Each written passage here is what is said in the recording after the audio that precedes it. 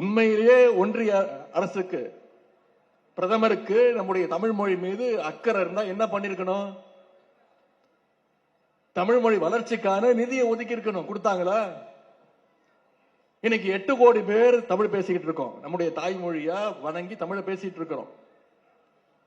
போன 5 வருஷத்துல ஒன்றிய அரசு தமிழ் மொழி வளர்ச்சிக்கு ஒதுக்குற நிதி எவ்வளவு தெரியுமா? வெறும் 150 கோடி. ஒன்றிய அரசு நம்முடைய தமிழ் மொழி வளர்ச்சிக்காக ஒதுக்கின நிதி வெறும் 150 கோடி. ஆனா கடந்த 5 வருஷத்துல யாருமே பேசாத சமஸ்கிருத மொழிக்கு ஒன்றிய அரசு ஒதுக்கின நிதி எவ்வளவு தெரியுமா? 2500 கோடி. சமஸ்கிருதத்துக்கு 2500 கோடி, நம்முடைய தமிழ் மொழிக்கு வெறும் 150 கோடி.